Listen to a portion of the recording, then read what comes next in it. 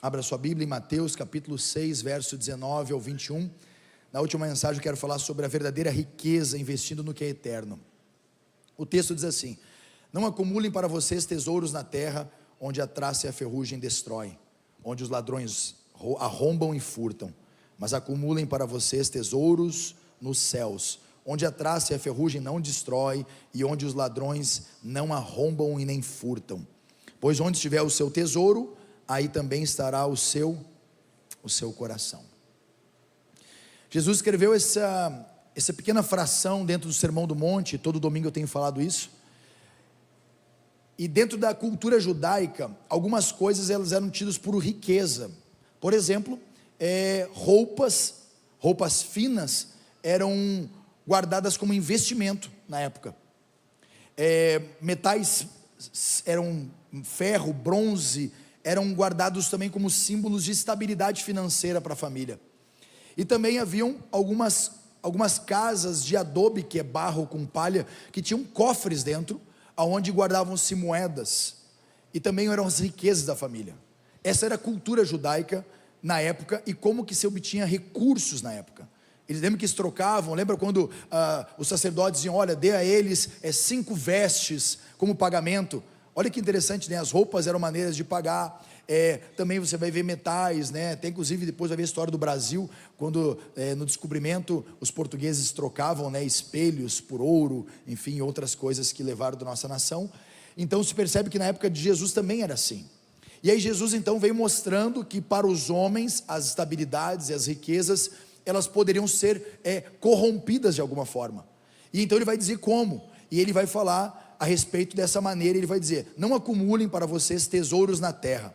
Ele está falando dessas 3 coisas: vestimenta, está falando sobre metais, e está falando sobre alguns cofres nas casas com moedas, onde a traça e a ferrugem. Ele está dizendo: olha, as roupas finas guardadas, a traça pode comer, o metal como símbolo de estabilidade, a ferrugem pode destruir, e os cofres nas casas de vocês, os ladrões podem arrombar as paredes de adobe e saquear vocês.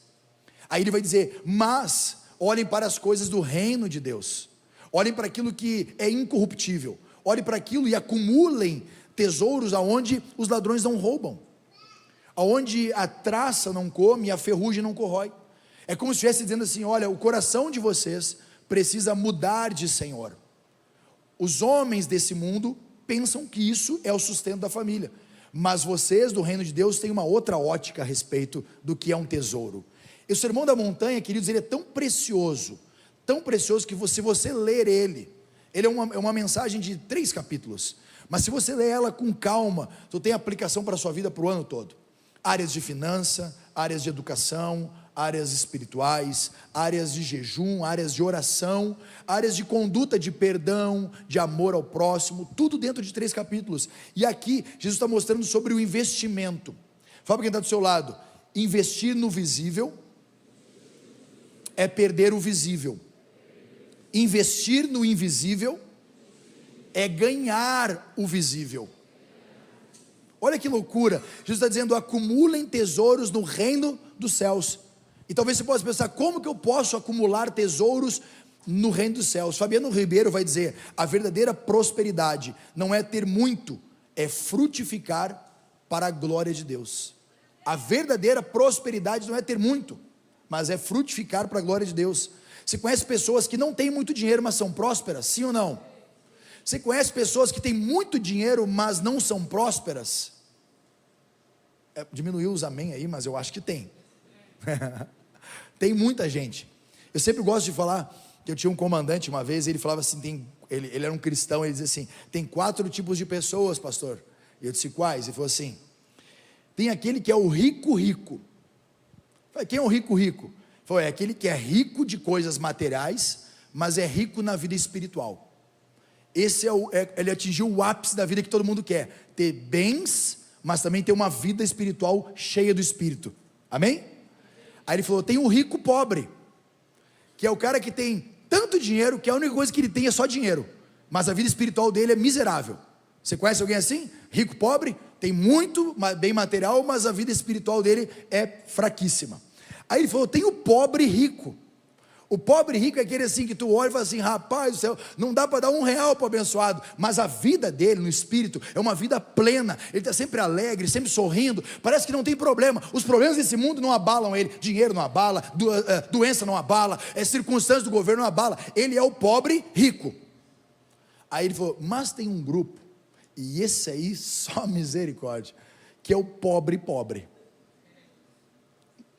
O pobre pobre ele não tem recurso, e ele também não tem uma vida espiritual, e esse aí, irmãos, acreditem, é a grande população, são pessoas que nem têm recurso, mas também tem tanto orgulho dentro delas, que não se permitem buscar a Deus em primeiro lugar, e é para essas pessoas que Jesus vem confrontar com a mensagem do Evangelho. Olha que loucura que ele fala para João. Você lembra quando João Batista é preso, e ao ser preso, ele tem uma preocupação, puxa vida, eu estava pregando que Jesus era o rei, o Senhor, e de repente eu estou preso aqui agora no cárcere, e ele manda os seus discípulos interrogar, perguntem se é ele mesmo o rei que vai vir, e a frase de Jesus é, mandem avisar João, os cegos vêm, os coxos andam, os surdos ouvem, os mudos falam, os mortos ressuscitam, e os leprosos são purificados, e ele bota um último grupo, ele fala assim, e aos pobres é pregado o evangelho do reino dos céus.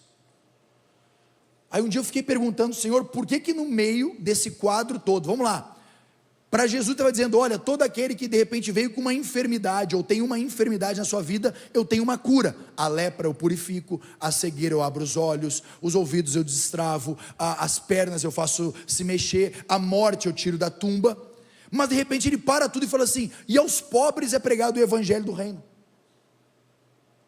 Parece que não faz sentido, né?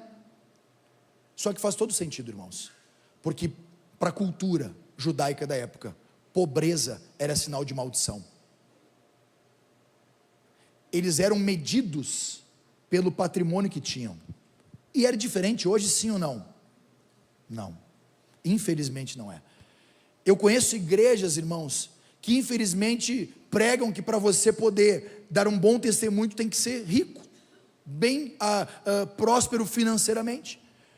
Certa vez eu ouvi de um pastor, quando o irmão parou na frente da porta da igreja, o irmão tinha um carro um pouquinho inferior, e na época aquele pastor disse assim, olha, você pode tirar o seu carro daqui, porque como que você vai pregar o evangelho com um carro desse jeito? Que testemunho você pode dar para alguém com um carro desse jeito? E eu lembro que quando eu não estava na hora, no culto, quando eu ouvi isso, eu lembro que quando me comunicaram, eu fui direto no pastor, eu falei, pastor, o senhor está errado. Ele, como errado? Eu falei, você está medindo alguém pelo patrimônio de alguém, e essa não é a medida do reino de Deus, porque a Bíblia fala que a medida do reino de Deus diz que o menor é o maior, o que mais serve é o maior entre todos, aquele que tem menos é o que tem mais. Qual é a porção que você tem olhado do reino de Deus, dizendo que o carro do irmão na frente da igreja não dá testemunho de quem ele é em Cristo? E eu virei e falei assim, pastor, o senhor sabe que eu fui ganho para Jesus por um cara que saiu da cadeia preso por estelionato? Ele disse, eu não sabia. Eu falei, pois é, ele não tinha nada, ele estava preso, conheceu Jesus na cadeia, quando saiu pregou o evangelho para mim, o que ele tinha para me oferecer, dizendo, olha o que Jesus fez comigo, nada visivelmente, mas ele não tinha riquezas dos homens, mas tinha uma riqueza eterna, e é essa mensagem que ele pregou para mim. Aí eu perguntei para ele, falei assim, agora o senhor disse para o irmão tirar o carro da porta da igreja, porque o carro dele não é tão bonito assim? Talvez o senhor esteja olhando para a marca do carro, e não para a marca de Cristo. Nós precisamos como igreja, tirar os nossos olhos das marcas dos carros, das marcas das roupas, das marcas das portas das casas, e começar a olhar para a marca do reino de Deus, que é uma vida no Espírito, que é uma vida nos céus, que é uma vida com investimento onde não se vê, que é aquilo que está dentro do homem, não o que está fora. Para isso eu coloquei alguns pontos para nós conversar hoje. O primeiro deles é a verdadeira riqueza, frutos que permanecem. Os frutos que permanecem, João 15,16 fala, eu os escolhi para irem e darem fruto, e fruto que permaneça.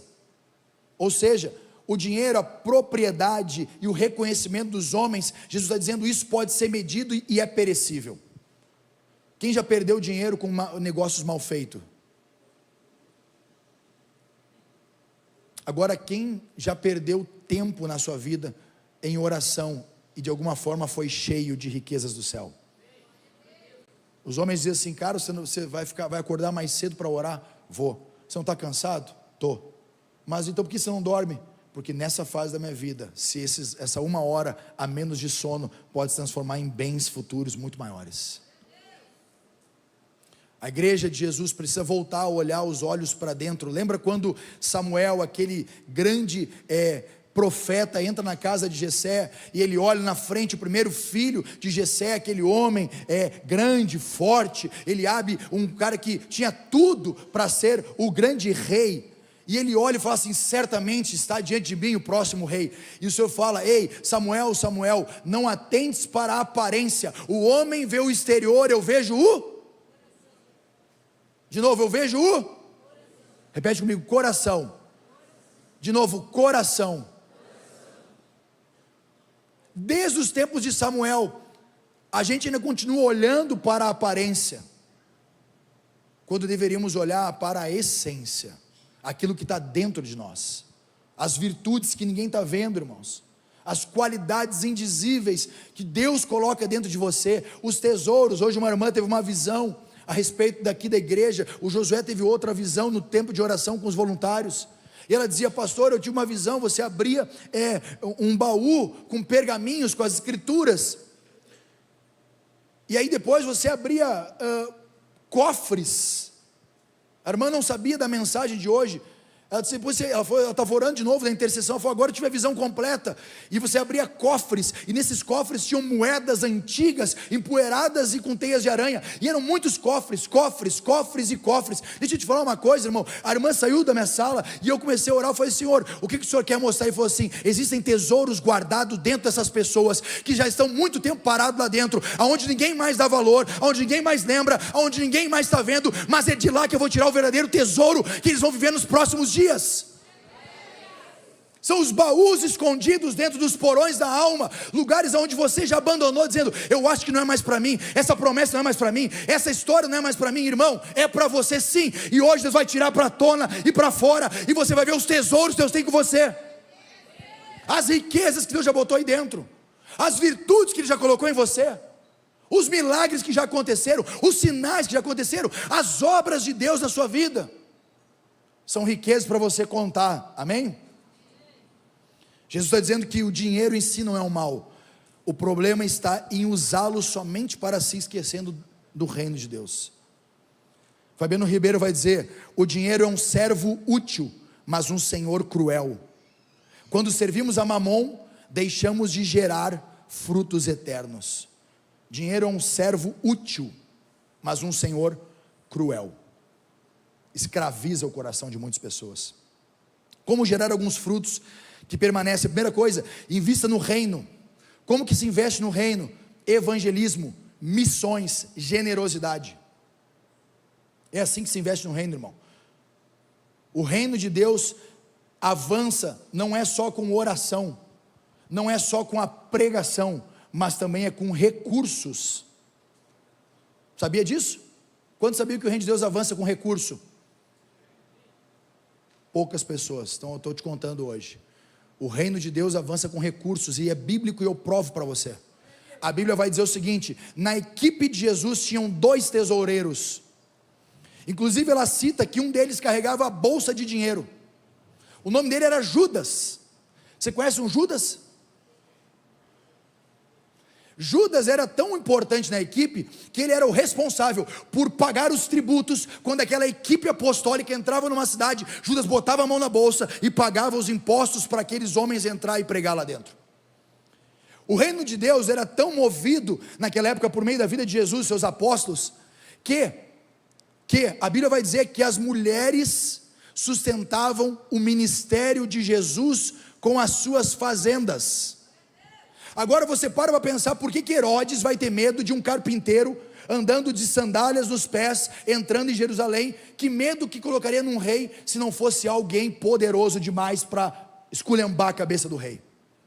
A Bíblia vai dizer que ele faz uma entrada triunfal em Jerusalém, as pessoas abrem os portões, e vou dar um parênteses aqui, estaremos lá em novembro do ano que vem, você pode estar com a gente, amém? E eles entram por aquelas portas, e eles estão entrando e as pessoas jogam ramos de palmeiras. Olha os atos, ramos de palmeiras no chão. Palmeira é realeza. Ele veio montado num jumentinho novo, era um carro 0 quilômetro da época. E bem caro. As pessoas vêm gritando: Hosana, bendito é o que vem em nome do Senhor, bendito é o rei. Herodes está no palácio, olhando o carpinteiro, andando num carro 0 quilômetro, as pessoas jogando um tapete vermelho para entrar. O cara com uma equipe, com 12 pessoas, com 2 tesoureiros, com capacidade financeira, aglutinando uma multidão de pessoas, aonde alimentava os pobres, aonde ele curava os enfermos, botava pânico no rei, sim ou não? O reino de Deus não avança só com oração e com a mensagem pregada, mas também com o recurso dos cristãos. Plante em pessoas, irmãos. Como é que você pode plantar em pessoas? Discipule, ajude, convide para ouvir a mensagem do evangelho alguém. Você convidou alguém para vir ouvir hoje a mensagem, sim ou não? Foi a palavra, foi um sim com um não. Você pode plantar em pessoas. Alguém plantou em você para você estar sentado aqui hoje. Alguém te convidou e falou assim: cara, vamos comigo lá na igreja hoje. Terceira coisa, plante no invisível. Ore, jejue, sirva sem esperar reconhecimento. Sem esperar que alguém diga assim: uau, cara, você é o cara, parabéns. Irmãos, desculpa quem vem de vertente assim, ou sei lá, ou pensa que é importante. Frequentemente as pessoas vêm e entram às vezes na minha sala, visitando nossa igreja, e aí puxam assim, sabe, a credencial. Olha, pastor, lá na outra igreja eu era presbítero, era o diácono dos diáconos, eu era o super crente vice-deus, e aqui estão as minhas credenciais, pastor. Uau, irmão, calma, não posso tocar nelas, porque senão... Aqui está a minha carteirinha. Eu lembro quando o pastor Jovan veio andar com a gente, vai te entregar, tá, pastor? Ele veio com a carteirinha de pastor, irmãos. Ele veio com uma carteirinha de pastor. Hoje a gente tem uma carteirinha da nossa igreja para poder entrar no hospital, porque daí ela serve para capelania, para o pastorado se identificar. Mas ele veio com uma carteirinha do carteiraço, né? Aí eu falei para ele: só, pastor, desculpa, cara, mas eu não quero a tua carteirinha. Eu não preciso da tua carteirinha na nossa igreja, irmão. Ele ficou 3 anos no banco, adorando no banco, intercedendo para a conversão da minha mente. Eu acho que era. Até que um dia Deus falou para ele: eu pedi para você entregar tudo, entrega a carteirinha. Não foi assim? Aí tu foi para casa e quebrou a carteirinha e falou: Senhor, eu não preciso de uma carteirinha para ser um pastor no reino de Deus. Eu não preciso de uma carteirinha para pregar a mensagem do evangelho. Eu não preciso de uma carteirinha para fazer uma obra. Eu não preciso de uma carteirinha para anunciar a mensagem. Eu preciso ter um coração no reino de Deus e a boca para dizer: Senhor, usa a minha vida. Aí pronto, Deus começou a usar ele, e ele teve o reconhecimento da igreja como um pastor dessa igreja já há muitos anos, já 8 anos, né? 8, né? 8 anos. Então plante no invisível. Ore quando ninguém está vendo, sirva quando ninguém te agradece. Irmãos, é normal você servir e ninguém te agradecer. Uma vez os irmãos se queixavam para mim: ô pastor, meu Deus, mas tu nem para mandar um muito obrigado. Eu falei: irmão, vamos ser sinceros aqui, olha para mim aqui, presta atenção. Eu preciso te agradecer por você ser honesto. Olha para mim aqui, por favor. Diga para mim que eu estou errado então. Eu preciso te agradecer por você amar alguém. Parabéns como você amou. Meu Deus, parabéns como você foi fiel ao pagar aquele boleto que você fez a conta. Eu preciso te agradecer por isso, sim ou não? As pessoas querem reconhecimento de uma coisa que tem que fazer como normal na vida. Diga para quem está do seu lado: essa não foi para você. Senão até o final da noite eu tenho que sair por aquela porta ali. Eu me lembro assim, irmãos, é que vocês perdoem o tipo de pastor que eu sou, porque eu desde os meus 24 anos eu fui militar. E o militar, ele tem uma frase que é a mesma frase de Jesus. Eu vou falar a frase de Jesus que é mais bíblica do que a frase militar. A frase de Jesus é assim, ó. Olha só a frase de Jesus: toda vez que você faz aquilo que foi pedido, você é considerado servo inútil, porque você só fez o que foi pedido. Jesus disse isso, tá bom? Não briga comigo não. Jesus falou: o servo bom e fiel é aquele que fez além do que o seu Senhor pediu. Vamos lá, o seu Senhor disse assim: anda 1 milha, eu vou andar 2. O seu Senhor disse assim: irmão, faça caridade para 1 pessoa, eu vou fazer para 2. Esse é o servo bom e fiel. O servo inútil é aquele que faz assim. E aí você vai conhecer um monte de servo inútil. Aquele que faz assim, ó, bota o copo de água aqui. Ele bota, se pinga a água para o lado, opa, ele não pediu, ele só pediu botar o copo. Ele não pediu para passar o pano. Você conhece alguém assim? Diga que não. Você conhece alguém assim, que o cara fala assim: irmão, você tem que chegar às 7 horas, ele chega às 7 no trabalho, ele não chega 2 para 7, não, 2 para 7, não paga hora extra, porque eu vou chegar 2 minutos antes. Servo inútil, está na Bíblia, não brinca comigo que não, eu sei que inútil é uma palavra forte, né, mas está na Bíblia. Ainda chega atrasado e fala assim: mas é que o meu relógio está no horário de Brasília.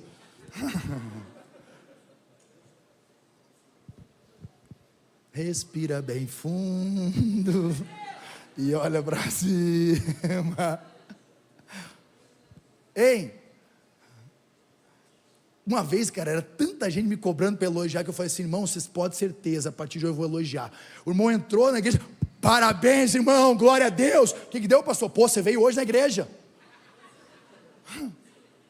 Não, pastor, não precisa tanto. Sentou, ô irmão, glória a Deus, hein? Sentou na cadeira. Ô, pastor, que é isso? O José se mata rindo do lado. José está acostumado já, 10 anos assim, né, José? Repita comigo assim, ó: ganhe o máximo que puder, economize o máximo que puder, doe o máximo que puder. A verdadeira riqueza não é o que você tem, é o que permanece depois que você parte, irmãos. Essa é a verdadeira riqueza. Não é quanto você tem, depois que você vai embora lá, o que vai ficar depois que você for embora? Alguns vão dizer: vai ficar só os boletos. Ai, Jesus amado. Vocês estão engraçados hoje, gente. Segundo ponto: investir no reino é construir tesouros incorruptíveis. A visão da irmã, olha aí, ó. Investir no reino é construir tesouros incorruptíveis. Foi a visão, não foi, irmã? Os tesouros incorruptíveis. Estava lá o baú há muito tempo guardado. Hoje Deus vai tirar para fora essas moedas, estão aí no seu coração, amém, irmãos? As riquezas botou aí dentro, amém? Lucas 12, 33, 34 vai dizer: vendam o que tem e dê esmolas. Façam para vocês bolsas que não se gastem com o tempo. As da Schultz gastam.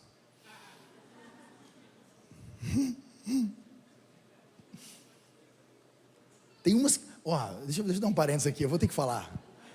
Irmão, olha aqui, presta atenção, por favor. Não, olha para mim. Parece que o que eu vou falar é óbvio, mas eu acho que não é.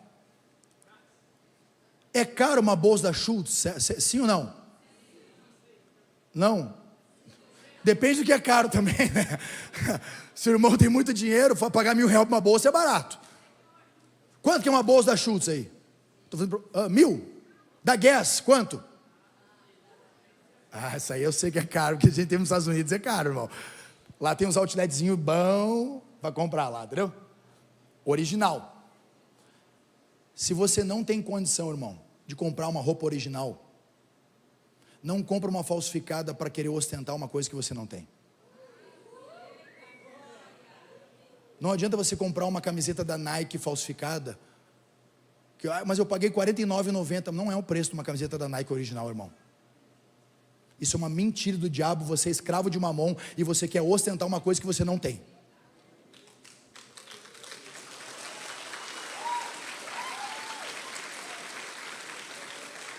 Já valeu a pregação hoje, né? Depois você faz uma fogueira santa na sua casa lá e queima todas aquelas camisetas falsificadas.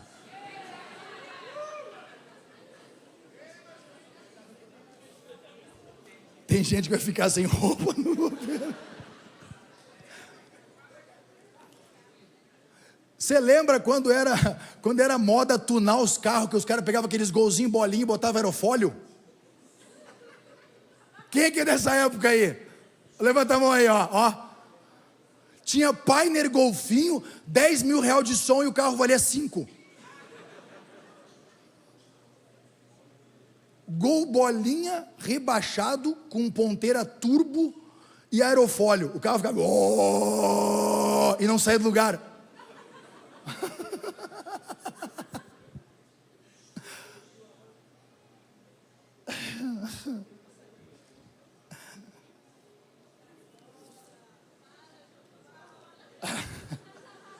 Você está lembrando de alguém aí, né? Com LED embaixo do carro. Ai, cadê o baiano? Isso que era carro de baiano. Cadê o baiano? Uma areia com os bancos vermelhos. Ai, Jesus, deixa eu voltar para a mensagem aqui. É a última mensagem hoje, né? Tá fazendo sentido para você? Você está entendendo o que eu estou construindo aqui, queridos? Nunca é sobre aparência, é sobre essência.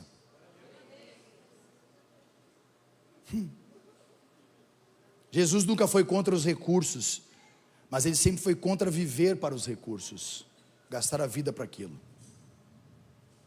A.W. Tozer vai dizer: como usamos nosso dinheiro é talvez a melhor indicador da nossa condição espiritual.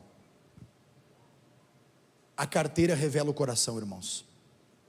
A carteira de muitas pessoas revela o coração delas. Quem ama o reino, investe nele, porque o coração sempre segue o tesouro. Quem ama o reino, investe nele, porque o coração sempre segue o tesouro, querido. Sempre vai seguir. Qual é o tesouro que o seu coração está seguindo? Qual é o tesouro? Repita assim, ó. O dinheiro é meu servo, não meu senhor. De novo, o dinheiro é meu servo, não o meu senhor. Como frutificar? Apoie quem prega o evangelho. Quando você sustenta uma obra missionária, um ministério, um pregador fiel à palavra, você literalmente coloca tijolos numa casa que o tempo não vai destruir. Filipenses 4:17 fala: não procure dádivas, mas procure o fruto que cresça para a vossa conta. Veja o dinheiro como ferramenta, não como identidade. O mundo define você pelo que você tem, mas o reino de Deus não. Você é definido pelo quanto está disposto a abrir mão. No reino de Deus você é definido pelo quanto você está disposto a abrir mão. Terceira coisa, o desapego nos torna livres para viver a vontade de Deus. Quantas vezes você deixou de fazer a vontade de Deus por apego a pequenas coisas? A um filme, uma Netflix, né? Filipenses 4:11-13 fala: não estou dizendo isto porque esteja necessitado, pois aprendi a adaptar-me a toda e qualquer circunstância. Sei o que é passar necessidade e sei o que é ter fartura. Aprendi o segredo de viver contente em toda e qualquer situação, seja bem alimentado, seja com fome, tendo muito ou passando necessidade. Tudo posso naquele que me fortalece. Tudo posso como? Eu até brinquei com o Gabi ali, um com o joelho e o outro com o pé quebrado, né? Falei, nós estamos orando por vocês, né? Cura total, amém? Em nome de Jesus. Não deixaram de vir no culto, irmão. Eu sei o que é servir ao Senhor com uma enfermidade, e sei também que é servir ao Senhor sem enfermidade. É isso que Paulo está dizendo. Tem pessoa que dá uma dorzinha de cabeça, eu não vou na igreja porque dá uma dorzinha de cabeça. Vem aqui que a gente vai orar por você. E se não curar, eu dou um paracetamol. Fazer o que se Deus não quer curar, né?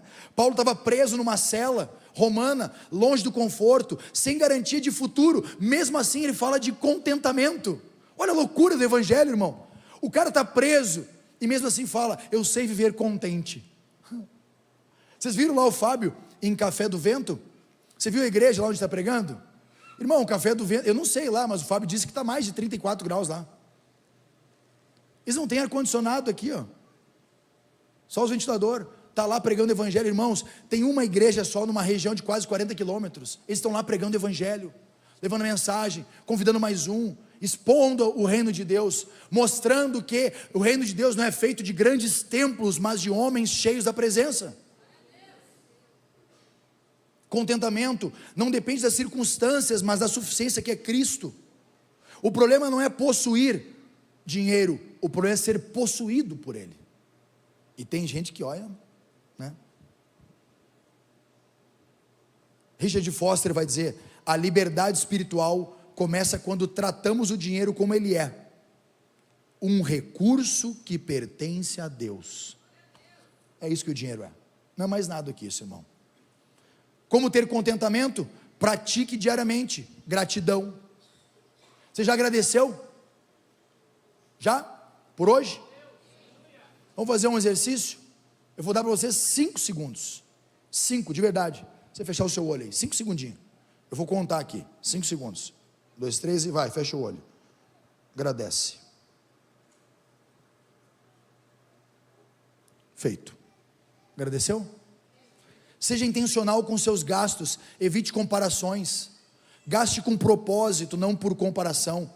Cada compra tem que ser de uma forma única e para adorar a Deus e não para distração. Seja mordomo fiel. Tudo que você tem é emprestado, irmão. O seu tempo é emprestado para você, o seu talento é emprestado para você e o seu recurso é emprestado. Um dia Deus vai pedir contas. Sabia disso? Quantos sabiam que Deus vai pedir contas das suas contas? Ah, Deus não se importa com isso. Se importa? Tem uma parábola chamada parábola dos talentos, especificamente para mostrar que Ele vai pedir conta do que Ele já te deu. Fala para quem está do seu lado, está tenso. Fala para quem está do seu lado, eu acho que é para você.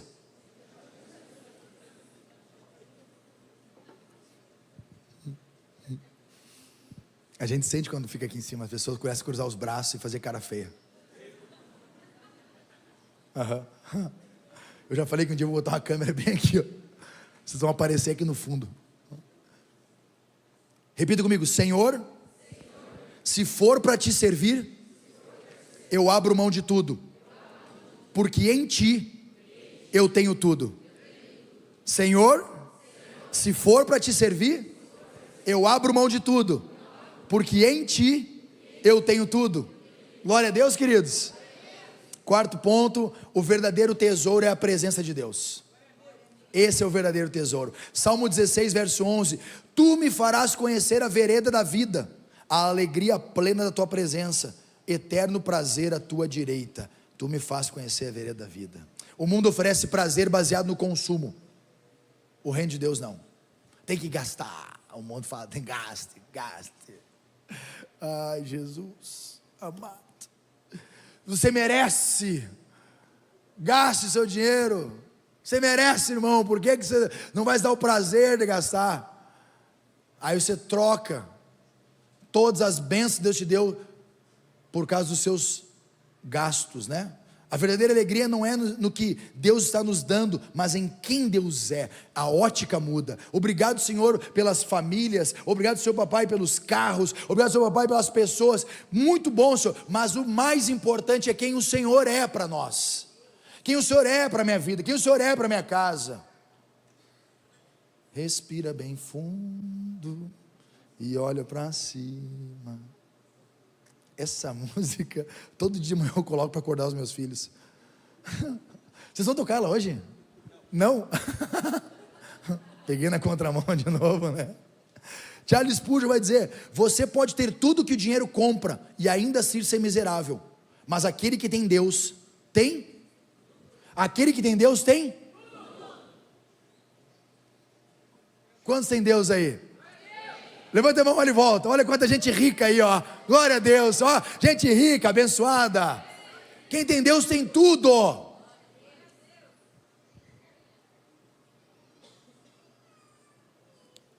Cultive a comunhão antes do consumo. Transforme sua rotina em altar. Faça da adoração a sua maior riqueza, irmãos. A presença de Deus não é um bônus da vida cristã, é o próprio prêmio da vida cristã. A presença de Deus não é um bônus. Se você se converter, eu vou te dar o bônus da minha presença. Não, é o próprio prêmio a presença dele, irmãos. É o próprio prêmio, é a coisa mais linda. De manhã eu falei, hoje, agora à noite eu não posso dar os nomes, porque nós estamos ao vivo, eu posso me comprometer. Mas hoje de manhã, queridos, eu falei de uma missão que eu fiz em 2012. Em 2012 eu fui pregar o evangelho no Haiti. Eu era responsável. O Haiti tinha passado por uma das maiores calamidades. Em 2009 2010 houve um terremoto que devastou quase 90% do Haiti. 90% do Haiti não tinha energia elétrica, só 10% tinha. E a gente foi lá, tinha as MINUSTAH, a ONU e a OTAN estavam todos em peso lá no Haiti para conter o tráfico, o narcotráfico que tinha tomado conta agora. 2 grandes favelas, Cité Soleil e Delmar. E nós fomos com um grupo de 30 missionários para pregar o evangelho. E eu fui convidado para fazer parte da intendência da missão toda. Como é que é a intendência da missão toda? Eu fazia parte logística de alimentação, como sustentar 30 missionários num período de 14 dias, num espaço onde não tem água encanada, onde não tem energia elétrica, onde a maneira de comer tem que ser comida rápida, preparada, sem depender de água. 30 dias, um calor de 44 graus à sombra. Nós dentro de um pavilhão menor que esse, com rachaduras que comprometiam toda a estrutura, a todo momento podia cair, dormindo em barracas por 14 dias, sem colchões, porque não tinha como levar. O maior peso que eu podia levar era a barraca e uma roupa, mudas de roupa, 1, 2 ou 3 mudas de roupa. O chuveiro que nos disponibilizaram para nós, com as águas que caíam da chuva para uma cisterna do lado de fora da igreja, era um cano que saía da parede. Para essa missão foi levantada um recurso de uma igreja na região de São Paulo, não vou citar o nome. Foi levantado por aquela igreja para nós fazermos essa missão R$500 mil. A intenção da missão era a reconstrução de 42 igrejas que haviam sido abaladas pelo terremoto, fora as famílias residentes naquelas igrejas, além do sustento diário de milhares de pessoas que iam para a porta da igreja querer comer. Quando eu soube do montante, tranquilizou o coração, porque o reino de Deus não é feito só com oração, com pregação, mas também com recurso. Afinal de contas, com um montante desse, a gente conseguiria dar comida, ração diária, como se fossem rações militares, para todos os missionários, para as famílias, tranquilamente, ainda sobraria para a reconstrução das igrejas. O problema foi quando eu cheguei lá, a frase que eu ouvi foi: pastor Tiago, nos mandaram para nós arroz e linguiça.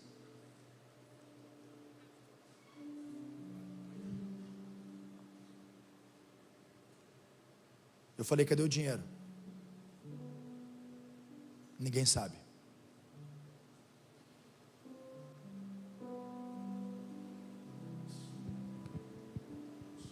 Todo dia eram milhares de pessoas na porta da igreja para comer um prato de arroz e linguiça. Mas Mamon tinha tomado o coração daquela denominação. Anos mais tarde, ela ruiu de baixo para cima. O estouro foi grande.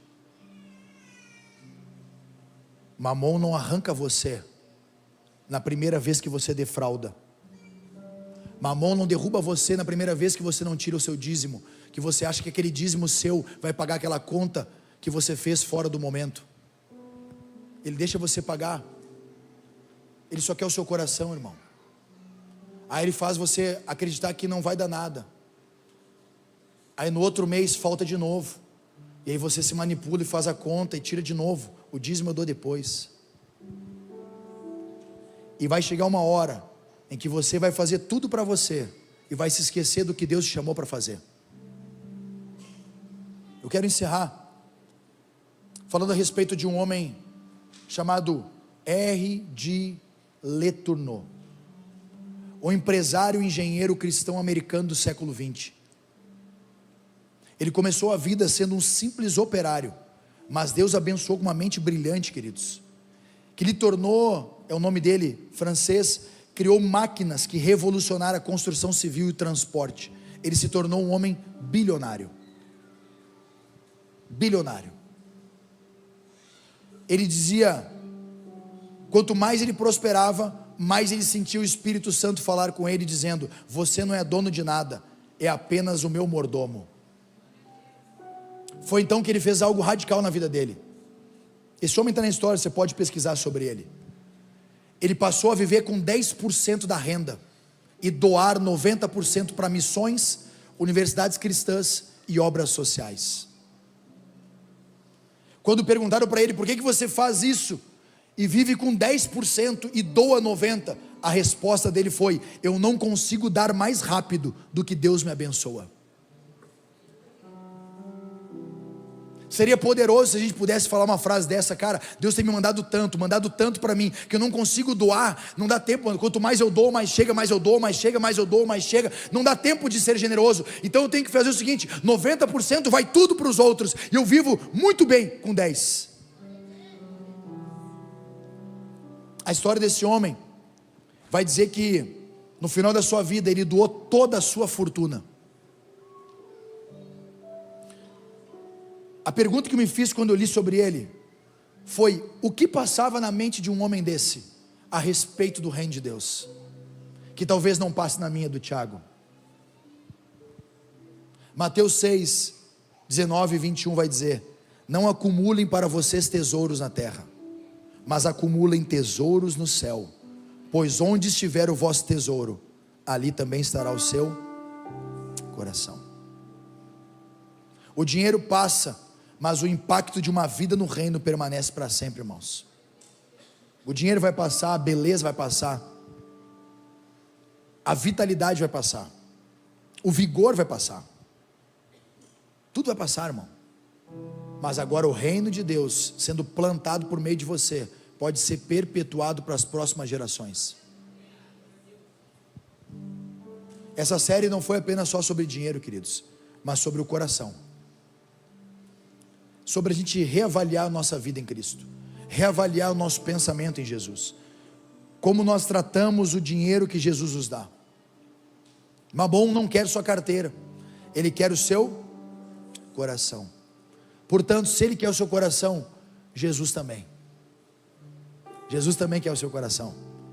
D.L. Moody vai dizer: nossa maior preocupação na vida não deve ser com o quanto ganhamos, mas com o quanto investimos no reino. Eu me lembro que, desde que eu me converti, eu não sei se você já fez essa oração ou já pediu assim, mas eu dizia: Senhor, dá-nos uma casa onde a gente pode receber pessoas para pregar a tua palavra. Dá-nos uma casa onde a gente pode ter um espaço para pregar a tua palavra a pessoas. E queridos, Deus nos deu uma casa para isso. É nessa casa que nós estamos até hoje, há 11 anos, que essa igreja começou. Na garagem dessa casa. Nós queríamos tanto uma casa para pregar o evangelho, que Deus nos deu uma casa para esse propósito. 7 pessoas sentaram na garagem da minha casa em 2015, e ali a gente começou a falar das escrituras. E hoje, 6 da tarde aqui, tinha um exército só de voluntários para poder servir você. Era uma igreja só de voluntários adorando aqui hoje, né? Uma igreja de voluntários. E eu fiquei pensando, cara, olha a bondade de Deus. O nosso único desejo como família era ter um lugar para pregar o evangelho dentro da nossa família, dentro da nossa casa. Deus nos deu isso e expandiu. Hoje a gente tem um auditório para pregar aqui, um auditório para pregar para crianças, salas de aula para pregar para dezenas de pessoas, um hall lindo ali fora, mais de 4.000 metros de estacionamento para os carros. Querido, você pode pensar que o nosso único desejo era ter uma garagem, um espaço para pregar o evangelho do reino de Deus, que servia um único carro, serve até hoje. Tem um Fuca meu estacionado lá dentro. O Fuca fica dentro, o outro carro fica fora.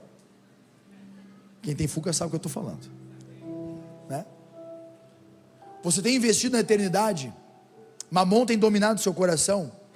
Fique de pé comigo, quero encerrar.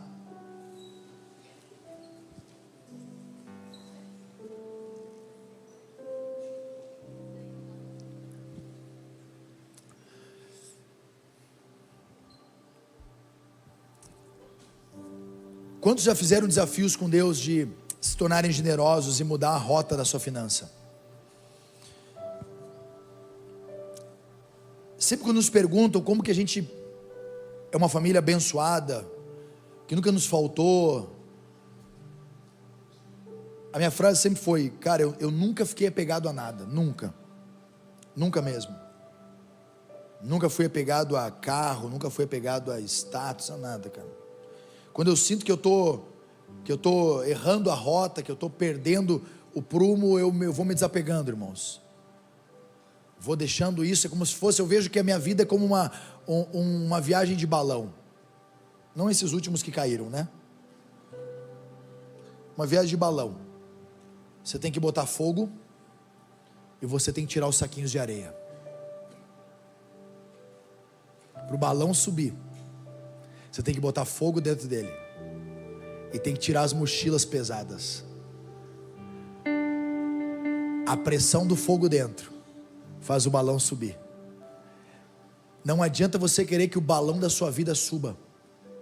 Você pode botar o quanto for fogo, você pode orar. Meu Deus, mas eu oro, eu jejuo. Enquanto você tiver com o seu balão cheio de coisinhas dentro, pesando, firmando ele para baixo, vai ter fogo dentro, mas não vai alcançar o objetivo, que é subir. Você entende isso? O segredo não está na quantidade de fogo que você coloca num culto, mas no quanto você se desapega das coisas materiais que estão na sua casa. Sabe aquele souvenirzinho que está lá naquele seu armário? Hoje de manhã eu brinquei. Sabe aquele monte de pote de margarina, de requeijão, que tem lá debaixo do seu armário? O ser humano por natureza é acumulador, irmão.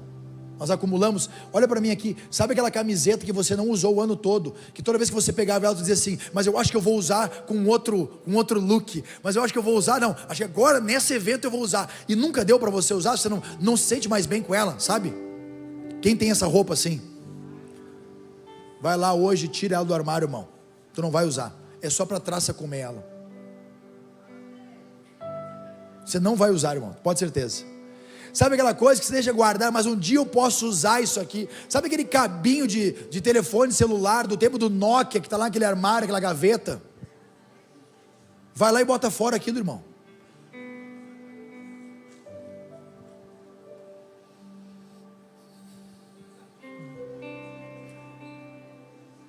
Sabe aquelas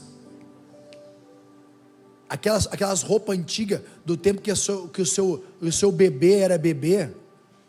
Olha para mim aqui. E você vai lá no armário e olha: mas pastor, eu me lembro quando era bebê. Sim, irmã, ele tem 40 anos hoje.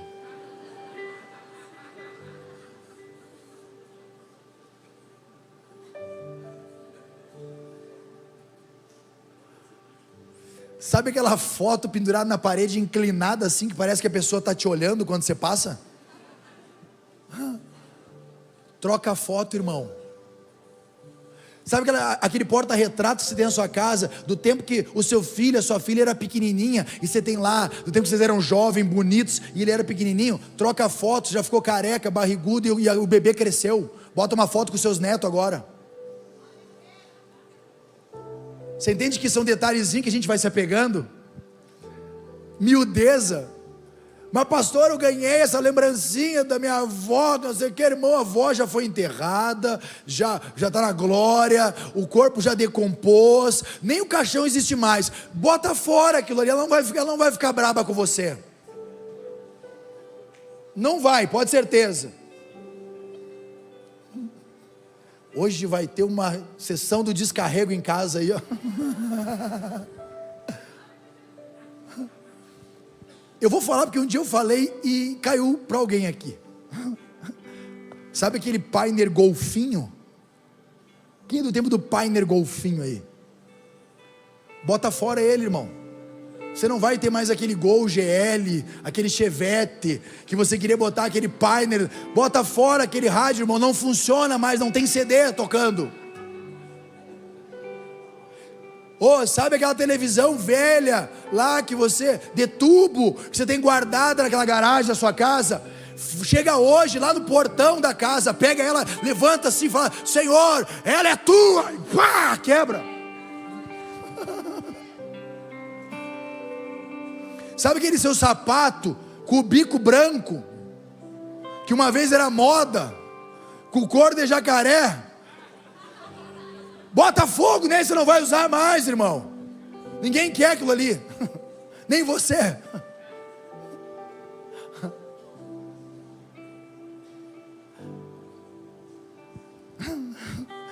Esse tempo atrás, cheguei pro irmão e falei: irmão, que hora é agora? Ele: ô pastor, não tem pilha. Não tem pilha o quê, cara? Não acredito. Não tem pilha no relógio. Tu faz o quê com o relógio sem pilha no braço? Aí é só estilo. Que estilo? Estilo o quê? Isso é loucura. Tem que ter hora funcionando no relógio, irmão. Se não funciona, bota fora essa bicheira aí no seu braço.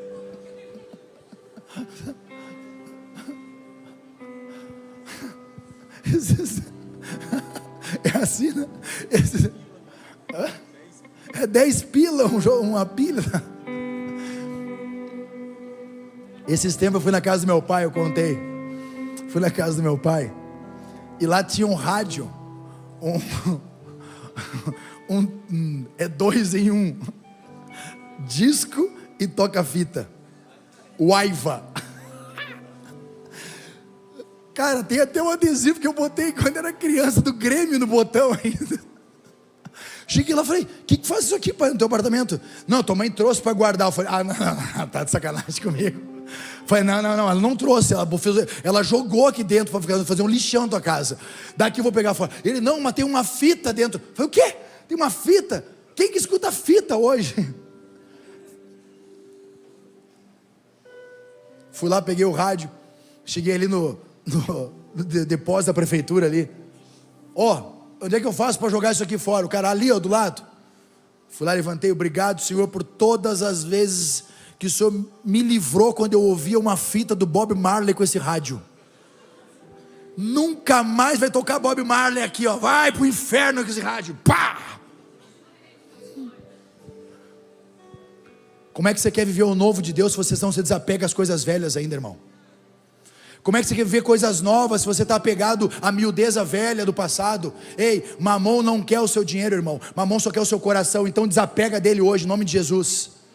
Desapega dessas quinquilharias da vida que só atrasa você, só junta poeira para sua mulher passar o pano. Dá uma moral para você, mulherada, hoje, glória a Deus, tira tudo lá. Amém?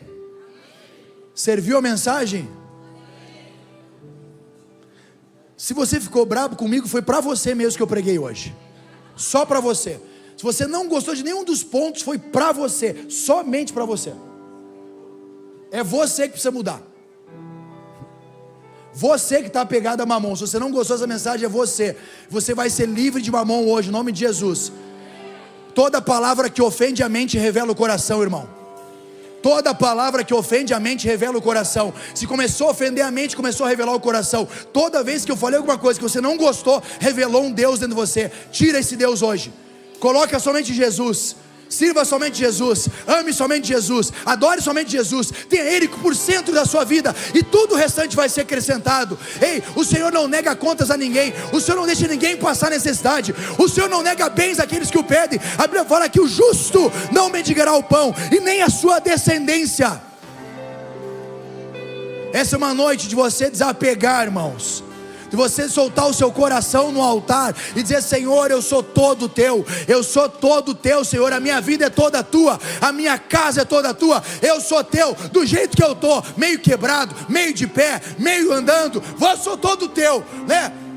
Esse é o tempo, amém, queridos? Feche seus olhos e apresente sua vida diante do Senhor.